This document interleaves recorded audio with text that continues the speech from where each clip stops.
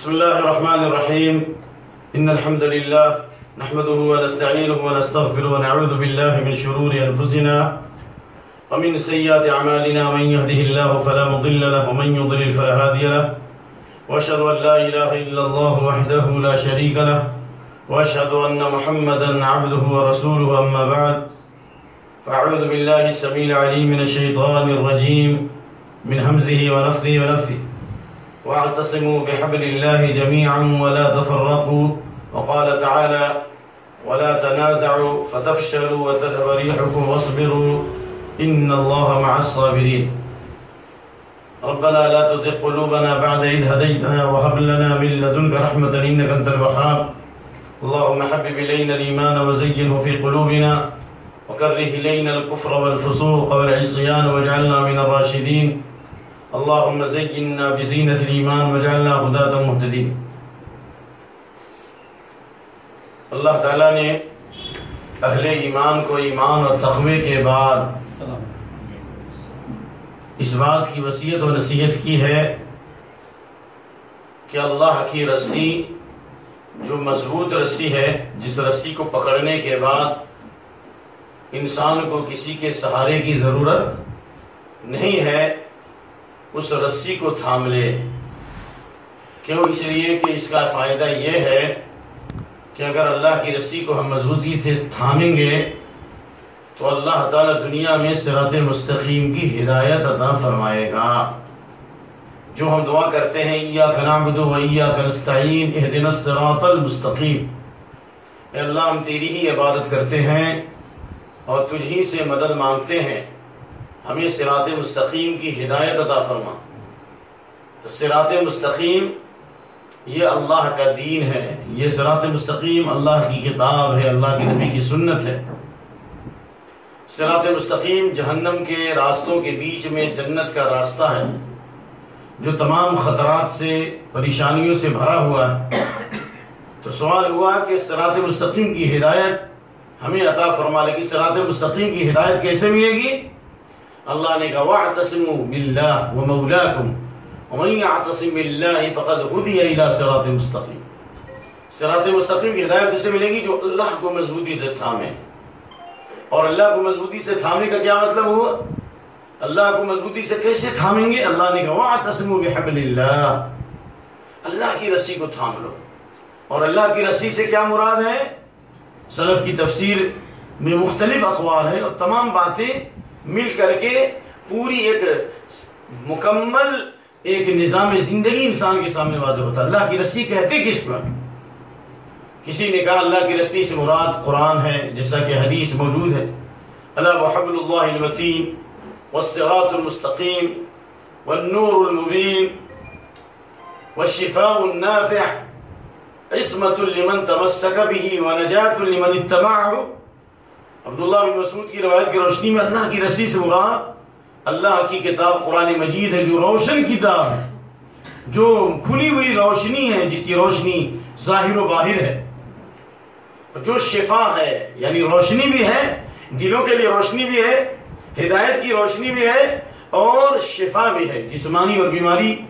جسمانی اور روحانی بیماریوں کے لیے شفا ہے، دوا نہیں کہا۔ دوا کبھی فائدہ کرتی ہے اور کبھی فائدہ، شفا کہا گیا۔ اور کون سی شفا؟ شفاء النافع، ایسی شفا ہے کہ اس شفا سے بہتر کوئی شفا نہیں ہو سکتی، قرآن مجید ہے۔ والصراط المستقیم، اور یہ صراط مستقیم بھی ہے، منزل مقصود تک پہنچانے والا راستہ ہے۔ تو اس لیے اللہ کی رسی کو مضبوطی سے پکڑو۔ لیکن عبداللہ بن مسعود نے فرمایا اللہ کی رسی سے مراد علیکم بالطاعۃ والجماعہ فإنما حبل اللہ الذی امر به، اللہ اس کے رسول کی اطاعت کرنا، امیر وقت کی اطاعت کرنا اور اجتماعیت کی رسی کو مضبوطی سے تھامنا، یہی وہ صراط مستقیم ہے، یہی وہ اللہ کی رسی ہے کہ اگر ہم قرآن و سنت کو تھامتے ہیں، اتحاد اور اتفاق کے ساتھ زندگی گزارتے ہیں، اگر ہم حاکم وقت کی بالادستی کو تسلیم کرتے ہیں، یقودکم بکتاب اللہ، جو اللہ کی کتاب کی روشنی میں ہماری قیادت کرتا ہے، تو یہی ہمارے لیے صراط مستقیم اور یہی جنت کی راہ ہے۔ اور اس سے الگ اگر ہو گیا تو وہ جہنم کا راستہ، اختلاف کا راستہ جہنم کا راستہ ہے۔ اس لیے اللہ نے فرمایا وَلَا تَنَازَعُوا فَتَفْشَلُوا، اختلاف مت کرو ورنہ ڈھیلے پڑ جاؤ گے، وَتَذْهَبَ رِيحُكُمْ، تمہاری ہوا اکھڑ جائے گی۔ ہوا سے کیا مراد؟ ایک تو وہی ہوا ہے کہ جو مدد کے لیے اللہ تعالیٰ نے ہوا نازل کی، نُصِرْتُ بِالصَّبَا وَأُهْلِكَتْ عَادٌ بِالدُّبُورِ، یعنی میں مشرقی ہوا سے مدد کیا گیا اور پچھوا ہوا سے، مغربی ہوا سے قوم عاد کو ہلاک کیا گیا۔ جو ہوا رحمت والی ہوا اس کو ریاح کہا گیا، وتصریف الریاح، خوشبودار ہوائیں، نفع بخش ہوائیں، فرحت بخش ہوائیں، ایمان افروز ہوائیں، صحت کی روشنی والی ہوائیں، اور بارش سے پہلے جو ہوائیں چلتی ہیں جس سے بادل آسمان میں جمع ہوتے ہیں اور تہبت بارش ہوتی ہے، اس کو ریاح کہا گیا ہے۔ اس لیے جب ہوائیں تیز چلتی تھیں اور بادل ابرآلود ہوتا تو اللہ کے نبی دعا کرتے تھے اللہم اجعلھا ریاحا، اے اللہ اس کو ریاح بنا دے۔ ریاح اور ریح، ریاح دفع بخش ہوا، ریح خطرناک ہوا، ریح سرسنی عاتیہ، تو یہ ہوا تمہاری اکھڑ جائے گی، یعنی جو مقابل ہوائیں ہیں، جو موافق ہوائیں، مخالف ہوا چلنے لگی۔ جس طرح اللہ نے قرآن میں بتایا کہ فَيُرْسِلْ عَلَيْكُمْ قَاصِفًا مِنَ الرِّيحِ فَيُغْرِقَكُمْ، کشتی میں سوار ہو، پانی جہاز پہ جا رہے ہو اور اللہ تیز و تون ہوا چلا دے اور تمہاری کشتی کو الٹ دے، تو تمہاری ہوا اکھڑ جائے گی، یعنی حالات تمہارے مخالف ہو جائیں گے۔ اگر اختلاف کرو گے تو حالات تمہارے مخالف ہو جائیں گے، نمبر 1۔ نمبر 2، ہوا اکھڑ جائے گی، دبدبہ ختم ہو جائے گا۔ نمبر 3، تمہاری سیاسی قوت کمزور ہو جائے گی۔ نمبر 4، تذهب ريحكم، تمہاری جنگی صلاحیت فنا ہو جائے گی اگر اختلاف کرو گے۔ اتحاد، اس لیے دو آدمی بھی ہو تو اللہ کے نبی کی حدیث ہے کہ اگر دو آدمی بھی ایک ساتھ رہے تو شیطان اس سے بھاگتا ہے۔ ان الشیطان یذیب الانسان کذیب الغنم، جس طرح بھیڑیا بکری کو کھا لیتا ہے جو ریوڑ سے نکل جاتی ہے، جو آدمی الگ تھلگ زندگی گزارتا ہے، شیطان اسی طریقے سے اس پر حملہ کرتا ہے جس طرح بھیڑیا اس بکری کو کھاتا ہے جو ریوڑ سے باہر جاتی ہے۔ اس لیے آپ نے فرمایا کہ المومن الذی یخالط الناس، انبیاء کرام کے لیے اللہ نے کوئی محل نہیں بنا دیا، انبیاء کرام کے لیے اللہ نے موتیوں کی کوئی عمارت تعمیر نہیں کر دی، انبیاء کرام کے لیے اللہ نے کوئی ڈش اینٹینا نہیں لگایا، انبیاء کرام کے لیے کوئی اللہ نے فیس بک نہیں لگایا۔ پوری دنیا میں ایک ہی دفعہ دعوت پھیل جاتی ہے، لیکن انبیاء کو اللہ نے پیدا کیا لوگوں کے درمیان، ناموافق حالات کے درمیان، برے اور برائیوں کے، برے لوگوں اور برائیوں کے درمیان انبیاء آئے، دین کا پیغام لے کر آئے، اللہ کی رحمت لے کر آئے، ایمان کی بارش لے کر آئے، اخلاق کی خوشبو لے کر کے آئے، اللہ کی وحی لے کر کے آئے، ایمان کی روشنی لے کر کے آئے۔ لیکن جہاں جہاں انبیاء کرام دعوت دیتے گئے وہاں سے تاریکیاں چھٹتی چلی گئی، اخلاق کی خوشبو، ایمان کی خوشبو، دعوت کی خوشبو، اخلاق کی خوشبو، تقوی کی خوشبو۔ اللہ نے جن کو چاہے اللہ نے ہدایت دی۔ تو اس لیے کتاب و سنت کا منہج یہ ہے کہ ہم اپنے دلوں کے اندر نفرت اور اختلاف نہ رکھیں، اس لیے کہ اہل سنت والجماعت کے اصول میں یہ بات داخل ہے، ومن اصول اہل السنت والجماعت سلامت قلوب من اصحاب الایمان، ایمان والوں کی طرف سے ہمارے دل بالکل کلین ہوں، صاف ستھرے ہوں، ہماری صبح و شام کی دعائیں ہوں ربنا اغفر لنا ولاخواننا الذين سبقونا بالایمان ولا تجعل في قلوبنا غلا للذين آمنوا ربنا انك رؤوف رحيم، اے اللہ ہماری مغفرت فرما، ہم سے پہلے ایمان والوں کی مغفرت فرما، ہمیں اپنی بھی فکر ہونی چاہیے، اور جو ہمارے اسلاف گزر گئے، ہمارے باپ دادا گزر گئے، ہمارے رشتہ دار گزر گئے، قرآن میں کتنے بڑے بڑے علماء چلے گئے، کتنے نیک لوگ چلے گئے، بستی کے بستی خالی ہو گئی، شہر ویران ہو گیا، قبرستان آباد ہو گیا، شہر ویران ہو گیا، قبرستان آباد ہو گیا اور شہر ویران ہو گیا، تو کیا ہم ان کے لیے دعا نہیں کر سکتے؟ یہ ایمان کی علامت ہے یا نہیں کہ ہم اپنے بھائیوں کے لیے دعا کریں؟ کیا ہم دعا کرتے ہیں میرے بھائیوں؟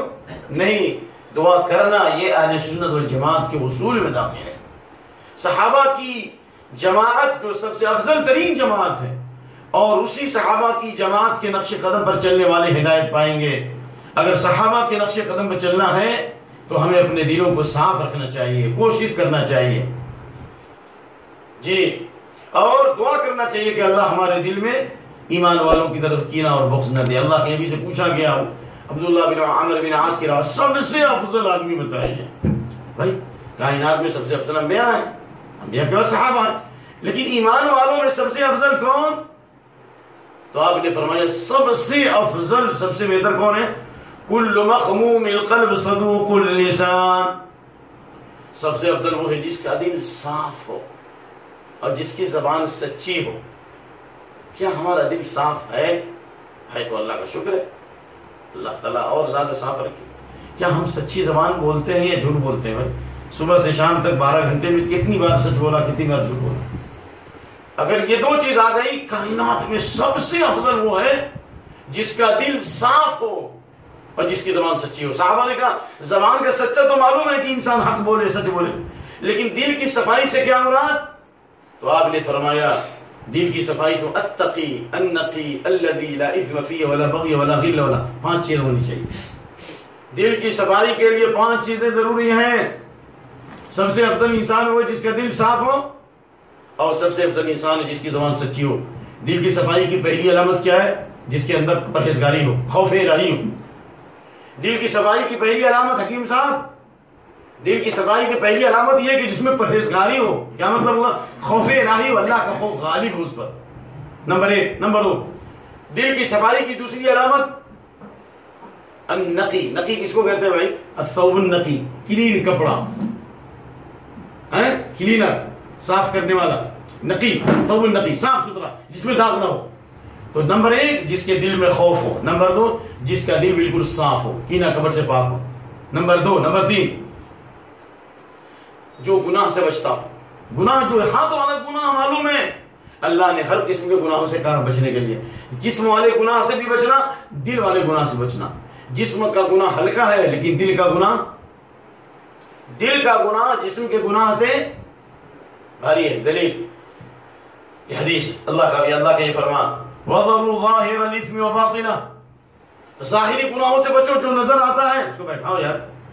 ظاہری گناہوں سے بچو جو نظر آتا ہے, اور باطنی گناہوں سے بھی بچو جو گناہ نظر نہیں آتے. دل کے گناہ کون ہے بھائی؟ دَبَّ إِلَيْكُمْ دَاوُلُونَ مِن قَبْلِكُمْ الْحَسْدُ وَالْبَغْضَاءُ إِلَى الْحَدَ. ایک آدمی نے 60 سال تہجد کی نماز پڑھی, اللہ ہم کو توفیق عطا فرمائے, اور 60 سال نفلی روزے رکھے, لیکن وہ کون سا گناہ ہے کہ نیکی کر دریا میں ڈال. جس طرح انسان کروڑوں اربوں کی دولت کمایا اور دریا سے سمندر کا پانی آیا بہا کے لے گیا. 70 سال کی عبادت, 60 سال کی عبادت ضائع ہو سکتی ہے 1 سیکنڈ میں. وہ کون سی غلطی ہے 1 منٹ میں ضائع ہو سکتی ہے؟ الحالقہ, جس کو استرا کہا گیا. یہ بال اتنے بڑے بڑے ہیں, استرا سے بال صاف ہو جاتا ہے. زندگی بھر آپ نے عبادت کا آپ نے ذخیرہ جمع کیا, لیکن دل میں کینہ اور بغض آ گیا, حسد آ گیا, تکبر آ گیا, غرور آ گیا, عجب آ گیا, میں سے بہتر. پوری زندگی کی عبادت بیکار ہوگی کہ نہیں؟ شیطان عبادت گزار تھا کہ نہیں تھا؟ ابلیس عبادت گزار تھا کہ نہیں تھا کہ نہیں؟ عبادت کی وجہ سے اونچا مقام حاصل کیا, میں کی وجہ سے پوری زندگی کی عبادت بیکار ہو گئی, قیامت تک لعنت ہو گئی, اور وہ اس کی ذریت جہنم کے اندر ڈالے جائیں گے, جہنم بھڑکائی جائے گی. تو اس لیے دل کی صفائی نمبر 1 پرہیزگاری, نمبر 2 دل کی صفائی, نمبر 3 دل کے گناہوں سے بچنا, کینہ کپٹ سے بچنا, یا اسی طریقے سے بند کمرے میں برائی سے بچنا. آپ حدیثیں سن چکے ہیں اس سلسلے میں. لا اثم فی ولا بغی, اور ظلم نہ کرے. ظلم جو کرتے ہیں زبان ہاتھ سے ظلم, لیکن اس کا تعلق قلب سے ہے. بغی کا معنی ہے جس پر ظلم کرتے ہیں اس کو حقیر سمجھتے ہیں, حقیر مت سمجھو. ولا غل ولا حسد, حسد اور ڈاہ مت رکھو. ایسا انسان سب سے افضل انسان ہے. دل کے اعمال جسم کے اعمال سے افضل ہیں. کیا ابو بکر صدیق رضی اللہ عنہ سے زیادہ نماز پڑھنے والے لوگ نہیں تھے؟ کیا ان سے زیادہ لوگوں کو حدیثیں یاد نہیں تھی؟ بالکل تھی. کیا ان سے زیادہ قرآن پڑھنے والے نہیں تھے؟ بالکل تھے. ابی بن کعب ان سے بھی بڑے قاری حدیث ہیں. ان سے بھی زیادہ میراث کے عالم تھے زید بن ثابت. ان سے بھی زیادہ حلال حرام کے عالم تھے معاذ بن جبل. نہیں تھے؟ ابو بکر صدیق کو سب سے اونچا مقام کیوں ملا؟ صدیق کا خطاب کیوں ملا؟ اس لیے کہ صدیق کہتے ہیں جس کا باطن ظاہر سے اچھا ہو. صدیق کا خطاب کب ملا؟ جب معراج کی انہوں نے تصدیق کی. ابراہیم کو خلیل اللہ کا خطاب کب ملا؟ جب آگ میں ڈالے گیا, کہا حسبی اللہ و نعم الوکیل. ان تمام باتوں کا خلاصہ ہے دل کے اعمال جسم کے اعمال سے افضل ہیں. یہ پہلی نصیحت ہے. دوسری نصیحت یہ ہے کہ ہر آدمی جو قرآن و سنت سے وابستہ ہے، منہج سلف سے وابستہ ہے، اسے دین کو پیش کرنا چاہیے، داعی کی حیثیت سے زندگی گزاریے۔ اب دیکھیے کہ اتنی بڑی بڑی دکان والے ہیں، سب کا پرچار دیکھیے، یوٹیوب پر آپ کو پرچار ملے گا، فیس بک پہ پرچار ملے گا، گاڑیوں کا پرچار الگ، دکانوں کا پرچار الگ، یہاں تک لوگ شہد بیچ رہے ہیں، اس کے لیے انہوں نے ویب سائٹ بنا دیا، میں آپ کو دکھلا سکتا ہوں، 1 نمبر شہد آپ کو ملنا ہے تو اس کا بھی ویب سائٹ ہے، ساری چیزوں کا پرچار ہو رہا ہے، سبحان اللہ و بحمدہ سبحان اللہ العظیم۔ دین کا پرچار کس لیے بند ہے؟ آپ شہد بیچنے کے لیے آئے ہیں، آپ کاروبار کے لیے اخرجت للناس تأمرون بالمعروف وتنهون عن المنکر، آپ آئے دین کا پرچار کرنے کے لیے، کہاں دین کا پرچار ہو رہا ہے؟ کیا اللہ ہم سے نہیں پوچھے گا؟ اس لیے دین کے پرچار کی فکر کیجئے اور ہمیشہ یہ کوشش کریں کہ ہر دن کم سے کم ہمارے ذریعے ایک آدمی تک تبلیغ ہو۔ جسم کے 360 جوڑ ہیں، جب تک کہ 360 نیکیاں نہیں کریں گے ہم اس دن جہنم سے آزاد نہیں ہو سکتے۔ جسم کتنے جوڑ ہیں بھائی؟ 360 نیکیاں جب تک نہیں ہوں گی ہمارا جسم جہنم سے آزاد نہیں ہوگا۔ حدیث مسلم شریف کی، بھلائی کا حکم دینا، برائی سے روکنا، یہ بھی جہنم سے آزادی ہے۔ کوئی سواری پہ سوار ہو رہا ہے اس کو سواری پہ سوار کر دینا، کسی کے سامان اٹھا دینا، کم سے کم نہ کچھ ہو تو چاشت کی 2 رکعت نماز پڑھ لو، 360 جوڑوں کا صدقہ ہے، یعنی اللہ 2 رکعت چاشت کی نماز پڑھنے سے آپ کو اس دن جہنم سے آزاد کر دے گا۔ کیا اس میں شک ہے؟ تو یہ ہمارے لیے ضروری ہے، لیکن کیسے تبلیغ کریں؟ بھائی کرنا ہے لیکن کیسے کریں؟ دین کو آسان بنائیے، بشرا ولا تنفرا۔ اللہ کے نبی صلی اللہ علیہ وسلم نے معاذ بن جبل اور موسیٰ اشعری کو یمن کی طرف بھیجا، تو یمن کے اندر لوگ پڑھے لکھے لوگ تھے، جاہل نہیں تھے، جس طرح ماشاء اللہ آپ کے پاس انٹلیکچوئل لوگ ہیں، دانشور لوگ ہیں، سمجھ بوجھنے والے لوگ ہیں، تھنکنگ پاور ان کی بہت آگے ہے، وہ بہت آگے دیکھتے ہیں، پیچھے بھی ان کو نظر آتا ہے۔ تو ایسے ماحول میں ہم دعوت کا کام کریں۔ آپ نے معاذ بن جبل کو بھیجا، کیا نصیحت کی تھی؟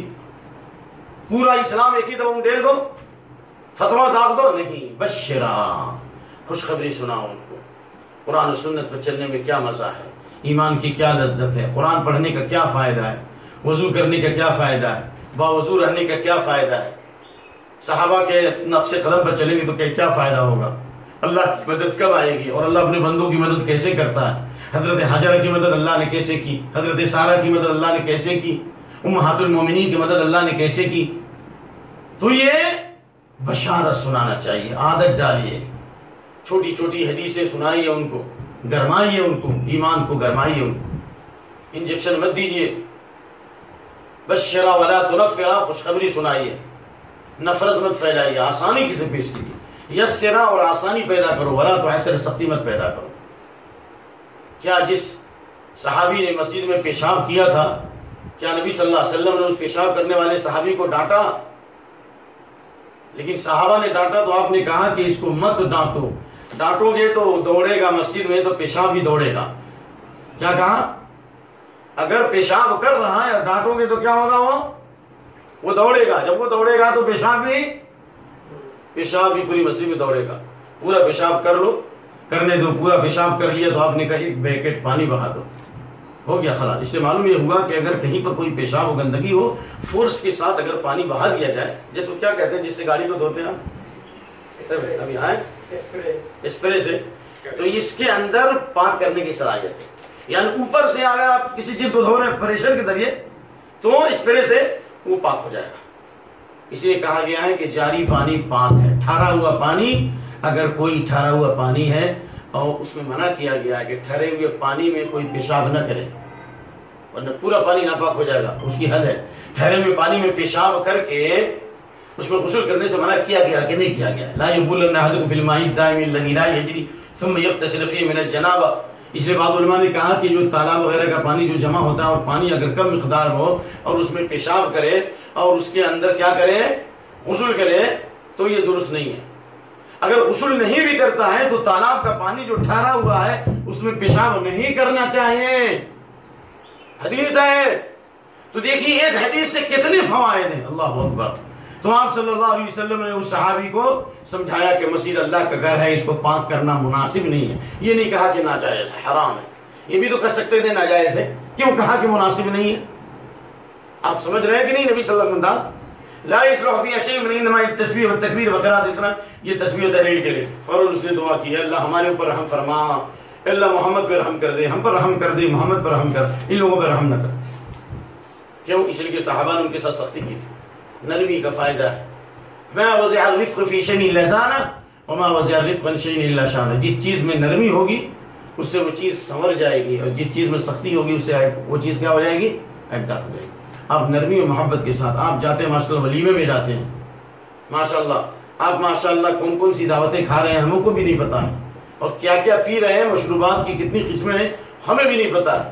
کھاتے ہیں آپ ماشاء اللہ ایک ساتھ، پیتے ہیں ایک ساتھ، ہنستے بھی ہیں، دعوت کیوں نہیں دیتے؟ بھائی کہو کہ یہ سوڈا شربت جس کا بار بار تذکرہ کرتا ہوں لوگوں کو ہنسی آتی ہے، اس کا بھی ایک ٹیسٹ ہے نا، ہے یا نہیں؟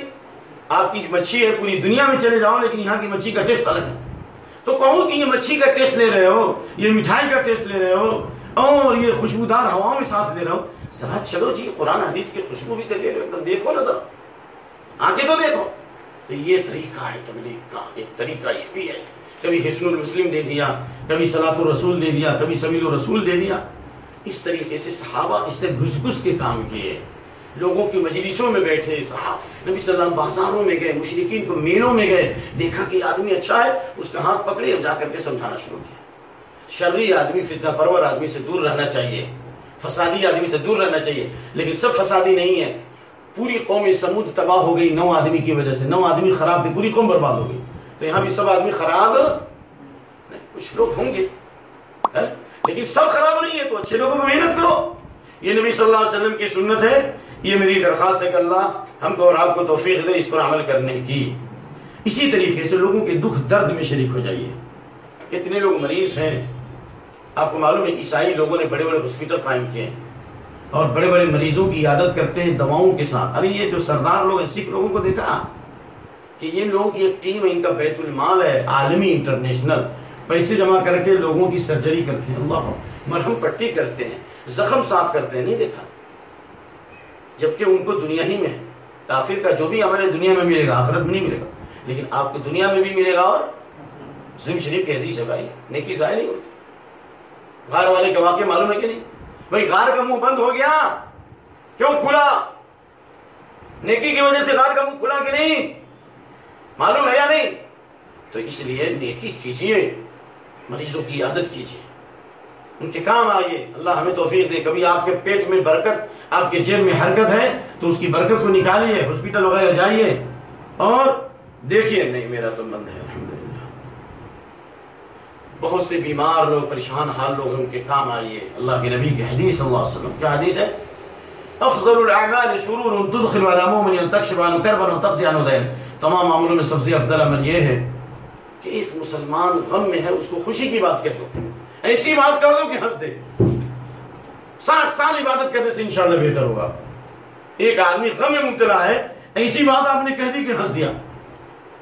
مثال کے طور پر، برا مت نہ مانیے گا، سب بوڑھے لوگ ہیں لیکن آپ لوگوں کا دل جوان ہے، ہم کو پتا ہے. کسی کی بیوی مر گئی مثال کے طور اور وہ پریشان ہے کہ ایسی بیوی کہاں سے ملے گی، ایسی بیوی کہاں سے ملے گی. کہہ دو کہ ایمان کی خوشبو اگر ہے تو اللہ تعالیٰ اس بات پہ قادر ہے.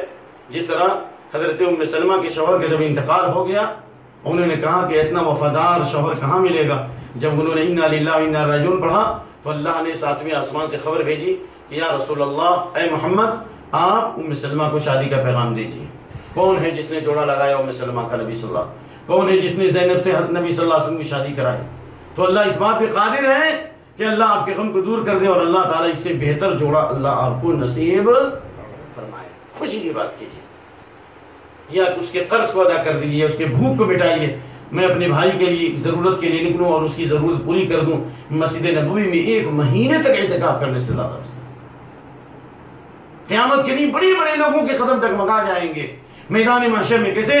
جہنم کھینچ کے لائی جائے گی. جہنم کی گرمی 1، سورج کی گرمی 2، اور لوگ آپس میں ایک دوسرے کے ساتھ ملے ہوں گے تہبتا اس کی گرمی. یہاں تک کہ علامہ البانی نے اس روایت کی توثیق کی، اتنی گرمی ہوگی اور اتنے پسینے ہوں گے کہ ایک بڑا اسٹیمر پانی جہاز بھی چلایا جائے تو چلنے لگے. ایسے موقع پر اگر آپ نے کسی کو خوش کیا ہے، کسی کی ضرورت کی تکمیل کی ہے، ومن مشى مع اخيه ثبت الله قدمه يوم تزل الاقدام، جو اپنے بھائی کی ضرورت پوری کر دے تو اللہ اس کے قدم کو جما دے گا میدان محشر میں، جبکہ بڑے بڑے لوگوں کے قدم ڈگمگا جائیں گے۔ تو ایمان والوں سے محبت کریں، ان کے دکھ درد میں شریک ہوں، اور اللہ کے نبی کی حدیث ان المؤمن لیہدی بالایمان بمنزلۃ الراس من الجسد، ایمان والوں کا، مومنوں کا ایمان والوں کے ساتھ وہی تعلق ہے جو جسم میں سر کا۔ کیا مطلب؟ انسان بڑا خوبصورت ہے، اگر اس کے سر کو کاٹ دیا جائے تو مردہ ہے۔ اسی طریقے سے اگر ایمان ہے اس کے دل میں اپنے بھائی کی محبت نہیں ہے، اپنے بھائی کا غم نہیں ہے، تو ایمان کی خوشبو اس کو نہیں مل سکتی۔ یعلم المؤمن لأہل الایمان کما یصیب الراس کما یعلم الجسد لما یصیب الراس، جس طرح جسم کی تکلیف انسان سر میں محسوس کرتا ہے اور سر کی تکلیف انسان جسم میں محسوس کرتا ہے، ایمان اگر ہے تو کسی بھائی کی تکلیف، کسی بھائی کا بھوک، کسی بھائی کی پریشانی ہمارے اندر محسوس ہونی چاہیے۔ یہ ایمان کی علامت ہے، اور اس کے لیے ہمیں دعا کرنا چاہیے۔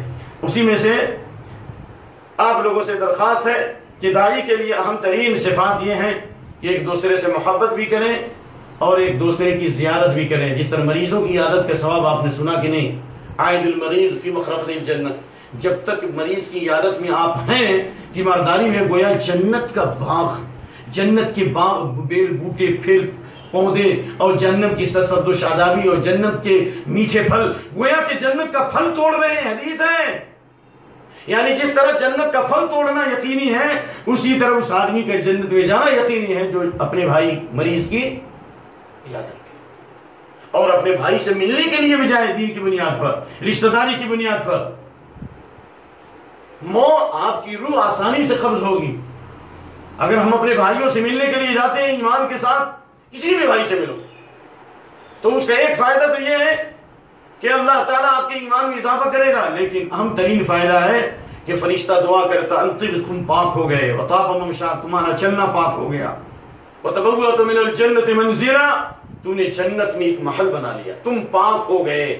یعنی ہم اپنے بھائی کی عیادت کے لیے جائیں گے اور اپنے دوستوں سے ملنے کے لیے جائیں گے ایمان کی بنیاد پر، تو اللہ تعالیٰ کا انعام یہ ملے گا کہ اللہ ہمارے عمل کو پاک کر دے گا، پاک لوگوں میں شمار ہوگا۔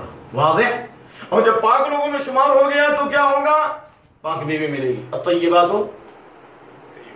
ہے نہیں، الطیبات للطیبین، آپ پاک ہوں گے، آپ کی بیوی پاک ہوگی۔ والطیبون للطیبات، پاک عورتیں پاک مردوں کے لیے، پاک مرد پاک عورتوں کے لیے۔ الخبیثات للخبیثین والخبیثون للخبیثات، ناپاک مرد ناپاک عورتوں کے لیے، ناپاک عورتیں ناپاک مردوں کے لیے۔ ایک اہم ہے کہ آپ پاک ہوں گے، بیوی پاک ہوگی، قرآن کی ہے۔ آپ اسے انکار کر سکتے بولے نہیں، استنباط ہے۔ نمبر 2، اگر ہم پاک ہو گئے تو روح آسانی سے نکلے گی۔ دلیل كذلك يجزي الله المتقين الذين تتوفاهم الملائكة طيبين يقولون سلام عليكم، جو فرشتے روشن چہروں کے ساتھ، جنت کے کفن کے ساتھ، خوشبوؤں کے ساتھ آتے ہیں، موت کے وقت سلام کرتے ہیں ان لوگوں کو جو پاک ہوتے ہیں، اور کہتے ہیں جنت میں داخل ہو جاؤ عمل کے سبب۔ تو اس لیے اپنے بھائیوں کی محبت اور اپنے بھائیوں کی زیارت کا اہتمام کیجئے۔ سورہ توبہ آیت نمبر 71 کی روشنی میں ایک دوسرے کا تعاون کیجئے، خیر کے پہنچانے میں، دعوت کے پہنچانے میں۔ کاروبار میں ہم پارٹنرشپ ہے تو دعوت میں پارٹنرشپ کیوں نہیں ہے بھائی؟ علم میں پارٹنرشپ کیوں نہیں ہے؟ حضرت عمر بن خطاب رضی اللہ تعالیٰ نے ایک دن تجارت کے لیے جاتے تھے، اور ان کا دوست جو تھا پارٹنر، وہ رسول اللہ کی حدیث سننے جاتا تھا، دوسرے دن وہ تجارت میں جاتا صلی اللہ علیہ وسلم، اور عمر بن خطاب رضی اللہ عنہ نبی صلی اللہ علیہ وسلم کی حدیثیں سنتے تھے، تو وہ پیسہ دیتا تھا اور یہ علم دیتے تھے۔ علم اور مال دونوں کا اجتماع ہوا، اور حدیث ہے کہ دنیا میں سب سے افضل انسان ہوئے جس کو اللہ علم بھی دے، اور سب اس دنیا 4 ہی آدمی کے لیے ہے، 5واں کوئی نہیں، 4 ہی قسم کے لوگ ہیں۔ اس میں سب سے افضل یہ ہے کہ رزق اللہ علم و مال، جس کو اللہ علم بھی دے اور مال بھی دے، علم کے مطابق اللہ سے ڈرتا ہے اور مالوں میں رشتہ داری کو جوڑتا ہے اور خرچ کرتا ہے، حالا بفضل بناتی، یہ سب سے افضل آدمی، ٹھیک ہے نا۔ نمبر 2، جس کو اللہ نے علم دیا مال نہیں دیا، علم کے مطابق اللہ سے ڈرتا اور تمنا کرتا ہے، اگر ہمارے پاس بھی ہوتا تو ہم بھی ایک مسجد بنا لیتے، ہم بھی مدرسہ بنا لیتے، ہم بھی غربا کی خدمت کرتے، ہم بھی جو ہے ایک مسجد کے لیے زمین وقف کر دیتے، جیسے مرکز سنت کے لیے۔ مثال، جیسے ایک آدمی نے 20 لاکھ دیا، کسی نے 25 لاکھ دیا، اب ایک آدمی علم کے ذریعے تبلیغ کر رہا ہے، تمنا کر کاش کہ ہم کو بھی ہوتا، ہم بھی 20 لاکھ دیتے ہیں، اللہ کے نبی فرماتے ہیں پہلا عالم اور دوسرا عالم دونوں ثواب میں برابر ہیں، پہلا عمل کی وجہ سے اور دوسرا نیت کی وجہ سے۔ تیسرا وہ آدمی جس کو اللہ نے مال دیا اور علم نہیں دیا، مال کو غلط راہوں پہ خرچ کرتا ہے، عیاشی کرتا ہے، حرام کاری کرتا ہے، لوگوں کے حقوق سلب کرتا ہے، لوگوں کی زمین جائیداد پہ قبضہ کرتا ہے، اور جو مال ہے اس کو خرچ نہیں کرتا، اللہ کے نبی فرماتے ہیں ھذا بأخبث المنازل، سب سے بدترین آدمی ہے۔ اور چوتھا وہ آدمی جو علم اور مال دونوں سے محروم ہے، نہ علم ہے نہ مال، لیکن یہ تمنا کرتا اگر ہمارے پاس مال ہوتا تو ہم بھی عیاشی کرتے، ہم بھی بلڈنگ بناتے، ہم بھی زمینوں پر قبضہ کرتے، ہم بھی آسمان میں اڑتے، ہم بھی پیرس میں جو ہے ناشتہ کرتے، اور لندن میں ہم کیا کرتے لنچ کرتے، اور امریکہ میں ڈنر کرتے، مثال کے طور پر۔ تو اللہ کے نبی فرماتے ہیں تیسرا آدمی سب سے بدترین ہے عمل کی وجہ سے، چوتھا آدمی سب سے بدترین ہے نیت کی وجہ سے۔ تو نیت کے فساد سے پوری عمل کا فساد ہے، نیت کے بگاڑ سے پوری زندگی برباد ہو گئی۔ اب سمجھ میں آیا نا کہ دل کا گناہ جسم کے گناہ سے زیادہ خطرناک ہے، سمجھ میں آیا کہ نہیں آیا؟ تو یہ چیزیں بہت اہم ہیں، اس لیے ہم ایک دوسرے کا تعاون بھی کریں۔ نمبر چار کہ ہم علم حاصل کرنے کے لیے ایک نظام بنائیں۔ ہم یہ نہیں کہتے کہ آپ یہ امام ہو جائیں، آپ محدث ہو جائیں، آپ مفسر ہو جائیں، جس طرح آج ماشاءاللہ کچھ لوگ LLPP لکھ لوڑا پڑھ پتھر کچھ نہیں آتا، قرآن بھی صحیح نہیں پڑھ پاتے، لیکن اب دیکھیے کہ ماشاءاللہ کوئی محدث بنا ہوا ہے، کوئی مفسر بنا ہوا ہے، کوئی شارح بنا ہوا ہے، حدیث فتوے نقل کر رہا ہے۔ یہ فتنے کا دور ہے، کیا کیجیے گا، فتنے کا دور ہے۔ بڑے بڑے علماء جو 20 سال نہیں 50 سال حدیث پڑھائے ہیں، ان کو کوئی پوچھنے والا نہیں، ان کے درس میں کوئی بیٹھنے والا نہیں۔ یہ چمتکار لوگ، یہ بہروپیے لوگ، یہ انٹرنیٹ کے بادشاہ لوگ، ان کو کچھ نہیں آتا، لوگ ان کے اوپر دیوانہ وار گر رہے ہیں جی۔ تو ایسے وقت میں ضروری ہے کہ اپنے آپ کو بچانے کے لیے جن کو آپ عالم سمجھتے ہیں کہ واقعی یہ عالم ہے، اس سے قرآن پڑھنا تو سیکھو، حدیث تو سیکھو، طہارت کے مسائل تو معلوم کرو، ایمان کے 6 ارکان تو معلوم کرو۔ نہیں سیکھو گے آپ، قبروں کے 3 اہم سوالات ہیں، اس کی تشریح تو پوچھ لو جی۔ 10 ایسے بڑے گناہ ہیں جس کی وجہ سے آدمی کافر ہو جاتا ہے، معلوم ہے آپ کو؟ 10 ایسے بڑے گناہ ہیں جس کی وجہ سے آدمی کیا ہو جاتا ہے۔ تو یہ چیزیں اہم ہیں میرے بھائی، میرے دوست، اس کا سیکھنا ضروری ہے، علماء سے آپ سیکھنے کی کوشش کیجیے۔ نمبر 5 تواضع انکساری اختیار کیجیے۔ اگر علم ہے بھی تو اکڑیے نہیں، پیسہ ہے بھی تو بھی غرور مت کیجیے، تکبر مت کیجیے۔ اللہ کو تواضع بہت پسند ہے۔ اللہ کے نبی جب سواری پہ سوار ہوتے تھے تو تواضع کا عالم تھا۔ مکے میں آپ داخل ہو رہے ہیں، فاتحانہ داخل ہو رہے ہیں، انہوں نے آپ پر ظلم کیا تھا، 13 سال تک مکے سے نکالا تھا، صحابہ کرام کو ستایا تھا، ان کی زمینوں پر قبضہ کیا تھا، حضرت سمیہ کو شہید کیا تھا، حضرت یاسر کو شہید کیا تھا، خباب کو آپ کے انگارے پر لٹایا گیا۔ آپ جب مکے میں داخل ہو رہے ہیں تو تواضع انکساری کا عالم یہ ہے کہ آپ کا سر کچاوے سے بالکل قریب ہے، جھکا ہوا سر ہے، سروں کو جھکا کر کے داخل ہو رہے ہیں آپ مکے کے اندر۔ تو اس لیے یہ تواضع اور انکساری بہت ہی ضروری ہے، اور یہ بڑے بڑے محدثین کی یہاں تواضع اور انکساری کی مثالیں ہیں جو وقت پر میں آپ کے یہاں پیش کروں گا۔ اور جو چیزیں آپ کے سامنے پیش کرنی وہ یہ ہے کہ آپ صبر جس طرح کر رہے ہیں ماشاءاللہ، یہ صبر کا جو امتحان ہے آپ کے، آج کیا ہے؟ صبر کا امتحان ہے۔ آخری زمانے میں جو صبر کرے گا، برائیوں سے بچے گا، طاعت بندگی پر قائم رہے گا، اور جو کافروں کی طرف سے تانے، مشرکین کی طرف سے تانے، اور اپنے بھائیوں کی نادان بھائیوں کی طرف سے تانے نہیں ملتے ہیں، اگر ان پر صبر کریں گے تو 50 صحابہ کا اجر ملے گا۔ میں آپ سے پوچھتا ہوں، نبی صلی اللہ علیہ وسلم سے افضل کائنات میں کوئی مخلوق ہے؟ آپ سے پیارا نام کسی کا ہو سکتا؟ اللہ کے بعد مخلوق میں محمد، جس کی اللہ نے خود تعریف کی، اور محمد جس کی تعریف کی گئی، اور جس نے سب سے زیادہ احمد، جس نے سب سے زیادہ اللہ کی تعریف کی، لیکن اللہ کے نبی فرماتے ہیں یشتموننی مذمما وانا محمد، یہ لوگ مجھ کو محمد کی جگہ پر مذمم کہتے ہیں۔ کیا کہتے ہیں بھائی؟ مذمم، محمد کا نام بگاڑ کے کیا کہتے ہیں؟ مذمم۔ جس طرح وہابی کی جگہ پہ کیا کہتے ہیں؟ لہابی، کبابی، سنا ہے کہ نہیں آپ نے؟ وہابی، لہابی اور کبابی، فاتحہ مر گیا مردود، نہ فاتحہ نہ درود، سنا کہ نہیں؟ یہ سب طعن و تشبیہ آج کا نہ ہے، پرانا ہے۔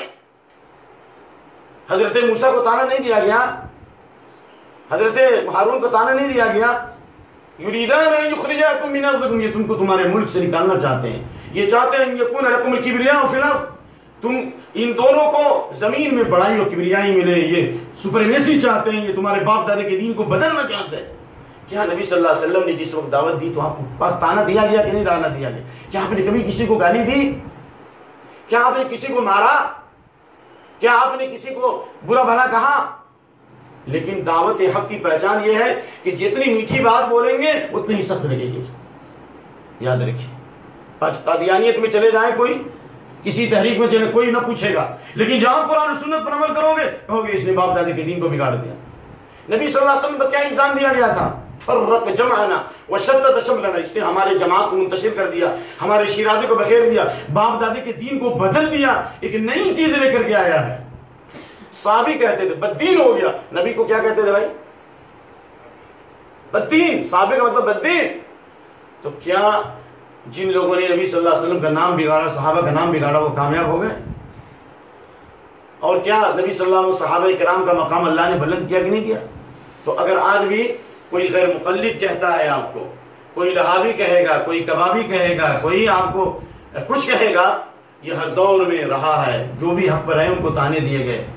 اور الٹے اگر یہ تانے دیے جائیں اہل حدیثوں کو کہ یہ لوگ ہم لوگوں پر کفر کے فتوے داغتے ہیں، یہ عام لوگوں کو مسلمان نہیں سمجھتے، اور ان کے یہاں کتا حلال، بلی حلال، حقہ حلال، جانور حلال الی آخری، یہ سارے تانے، یہ کوئی نئی بات نہیں ہے۔ بتاؤ کیا اہل حدیثوں نے کوئی کتاب لکھی ہے؟ میری بات کو غور سے سنیے آپ لوگ، کوئی کتاب لکھی ہے کہ اپنی مسجدوں سے کسی کو نکالا جائے؟ کیا کسی اہل حدیث نے اپنی مسجد سے کسی کو نکالا؟ کوئی فتویٰ داغا کہ اس کے علاوہ کوئی داخل نہیں ہو سکتا، وہابی کا داخلہ ممنوع؟ کیا انہوں نے کبھی کسی اہل حدیث نے یہ کہا کہ ہم ہی مسلمان ہیں، سب کافر ہیں؟ لیکن ہندوستان کے اندر ایک کتاب لکھی گئی اور لکھنے والا بہت بڑا عالم ہے، امام وقت، اور اس کے اوپر بڑے بڑے علماء کے دستخط ہیں، ہندوستان کے بڑے بڑے علماء کے نام کیا ہے معلوم ہے آپ کو؟ جامع الشواہد، جامع الشواہد فی اخراج الوہابین للمساجد، یعنی تمام اقوال کو جمع کر دیا سورت کی روشنی کی طرح دلائل ہیں اس میں کہ جتنے وہابی ہیں ان کو مسجدوں سے نکالا جائے۔ یہ کتابیں لکھی گئی بڑے بڑے لوگوں کے دستخط، میاں نذیر حسین محدث دہلوی جنہوں نے علم حدیث کا چراغ دہلی میں روشن کیا، پوری دنیا سے محدثین آئے، دارالعلوم دیوبند سے ایک پرچہ نکلتا ہے جو اس میں نے اس صفحے کے ساتھ لکھا تھا، انہوں نے کہا کہ ہندوستان میں میاں نذیر حسین محدث دہلوی کے درس سے ہزاروں اور لاکھوں نے فائدہ اٹھایا، لیکن جب حج کے لیے گئے ہندوستان کے بڑے بڑے علماء جن کا نام لیں گے تو آپ کے دانت کھٹے ہو جائیں گے، کتابوں کے حوالے موجود ہیں، آپ اہل حدیث اور سیاست کتاب خرید کے پڑھیے، بہت کما چکے ہیں آپ لوگ، تھوڑا کتاب خریدنے پر بھی دھیان دیجئے، کبھی قرآن کا ترجمہ پڑھیے، حدیث پڑھیے، تھوڑا ٹائم نکالیے، اہل حدیث اور سیاست پڑھ لیجئے، پتہ چلے گا آپ کو کہ بڑی بڑی ہندوستان کے علامہ دکتور اور جن کے زہد و تقویٰ کی قسمیں کھائی جاتی ہیں، انہوں نے میاں نذیر حسین محدث دہلوی کے قتل کی سازش کی، کہاں؟ مکے میں۔ ایسے ہے، ہم پہ ظاہر ہے تمہارا باطن، منہ نہ کھلواؤ کہ وہابی، کسی اہل حدیث نے کسی کے قتل کی سازش نہیں کی ہے، ہم نے کسی کے خلاف حکومت تک شکایتیں نہیں کی ہیں، لیکن ڈاکٹر تارا چند نے جو ڈاکٹر ہے پی ایچ ڈی، انہوں نے اپنی کتاب میں اس بات کا حوالہ دیا کہ 5 لاکھ اہل حدیثوں نے دیش کی آزادی میں اپنا خون بہایا ہے۔ ولیم ہینٹر یہ انگریز اور انڈین مسلم کتاب ہے، اور انڈین مسلم ہمارے ہندوستانی مسلمان، اس نے لکھا 1.5 لاکھ سے زیادہ علماء اہل حدیث دیش کی آزادی کے لیے پھانسی کے تختے پہ چڑھائے گئے، کیا تم اس کا انکار کر دو گے؟ ہمیں ہمیشہ تمہارے ساتھ، کبھی جمعیت علماء ہند کے قیام کے اندر سب سے مرکزی حیثیت ثناء اللہ مرسلی کی تھی، سب سے پہلے صدر ہیں وہ جمعیت علماء ہند کے، جو دیوبندیوں کے قبضے میں، کوئی انکار کر سکتا؟ نائب صدر عبدالوہاب عالمی، اسٹیبن کے اسٹے سے مولانا ثناء اللہ مرسلی نے مناظرہ کیا ہے، دارالعلوم ندوۃ العلماء کا قیام 1200 کچھ ہجری میں ہوا، اس میٹنگ کے اندر جو تاسیس ڈالی گئی، بنیاد ڈالی جا رہی ہے، اس مجلس میں ثناء اللہ مرسلی موجود ہے۔ ہمیشہ ہمارے لوگ علماء نے لوگوں کو گلے لگایا اور ان کی تاریخ میں لکھی جاتی ہے۔ ثناء اللہ مرسلی کی جو تفسیر ہے کبھی پڑھیں گے آپ، اس کے مقدمے میں آپ جو کھولیں گے تو معلوم ہوگا کہ اگر معلوم ہوتا کہ یہاں سے قریب سے کوئی دیوبندی عالم جا رہا ہے تو مولانا ثناء اللہ مرسلی سارا کام چھوڑ کے اسٹیشن جا کے اس عالم کا استقبال کرتے رہیے، ہماری تاریخ۔ لیکن اس کے باوجود ہمارے اوپر یہ سب الزامات، یہ کوئی نئی بات نہیں ہے۔ اس لیے ہر دور ہر زمانے میں اہل حق کو ستایا گیا ہے، ان پر طعن و تشدید کی گئی ہے. آپ کو صبر کرنا چاہیے اور یہ آپ کے لیے یہی کافی ہے. الصبر فیہن کالقبض علی الجمر. مشکلات اور پریشانیوں کے وقت میں جو انسان صبر کرے گا، اللہ کے نبی نے فرمایا اس کو 50 لوگوں کا ثواب ملے گا. صحابہ نے کہا ہم میں سے 50 یا ان میں سے 50؟ کہا تم میں سے 50. یعنی ایک پوائنٹ میں صحابہ کا مقام بہت اونچا ہے، لاکھوں گنا. حضرت ابن عمر کہتے ہیں ایک گھڑی صحابہ کا نبی کے ساتھ رہنا 60 سال کی عبادت سے بہتر ہے. ایک لمحہ نبی کے ساتھ صحابہ کا رہنا 60 سال کی. لیکن آخری زمانے میں جو دین پہ ثابت قدم رہیں گے، ہر طرف سے طعن و تشنیع اور پھر بھی دین کی دعوت میں لگے رہیں گے، تو اس پوائنٹ میں وہ صحابہ کرام 50 صحابہ کے برابر ان کو اجر و ثواب ملے گا. دل بھی صاف ہوگا. صبح میں کریں گے مصیبتوں سے آزاد ہوں گے، صبح میں کریں گے روزی میں برکت ہوگی، صبح میں خرچ کریں گے کاروبار میں. بڑے بڑے کاروباری لوگ جن کے کاروبار تباہ تھے، برباد تھے، گھاٹے کے شکار، صبح میں صدقہ اور خیرات کرنے کی وجہ سے اللہ نے ان کے کاروبار کو درست کر دیا. اتنی قیمتی چیز بتا رہا ہوں، اتنا قیمتی تحفہ دے رہا ہوں فری میں، پھر بھی نہ معلوم کتنے لوگ اس پر عمل کریں گے یا عمل نہیں کریں گے. تو جتنے لوگ یہاں کریم قسم کے لوگ ہیں، داعی ہیں آپ لوگ، آپ پر بہت بڑی ذمہ داری ڈالی گئی ہے، اپنی بھی، اپنے گھر کی بھی اور اپنے گاؤں کی بھی، اپنے محلے کی بھی. میں پوچھتا ہوں کہ کیا آپ انشاءاللہ ہم سب روزانہ صدقہ کریں گے؟ چلیے. اور اسی طریقے سے مریضوں کی عیادت کرنے کی کیجیے. دیکھیے جگہ جگہ لوگ جا رہے ہیں، یہودی لوگ، عیسائی لوگ ہاسپٹل قائم کر رہے ہیں، مریضوں کا کی عیادت کر رہے ہیں، ہاسپٹل جا کر کے علاج کر رہے ہیں. آپ کو معلوم ہے کہ نہیں؟ میں جب گیا تھا آج سے 2014-5 کی رپورٹ ہے، میں یہ بھٹکل کی جو ہمیں برکت ملی ہے وہ رمضان کی، اسی 2005 میں آیا تھا سرسی میں، تو میں نے بھٹکل کا دورہ کیا تو یہاں کی خوشبودار ہواؤں نے مجھے مسحور کر دیا اور میری تمنا ہوئی کہ اللہ میرے لیے زمین کو مقدر کر دے. اسی 2005 کی رپورٹ میں بتا رہا ہوں کہ میں نے دیکھا ایک بہت لمبی چوڑی تعداد تھی غیر مسلموں کی، اور ان کی قیادت کرنے والے ایک ہندو تنظیم تھی. کس لیے؟ کہ ان سب کی تربیت کر رہے تھے کہ گندا کام چھوڑ دو، برائی چھوڑ دو، شراب و نوشی چھوڑ دو، تمہارا ملک تباہ ہو جائے گا، تمہارا گھر تباہ ہو جائے گا. سب سے توبہ کراتے تھے اور اس میں مجھے پروچن کرنے کی بھی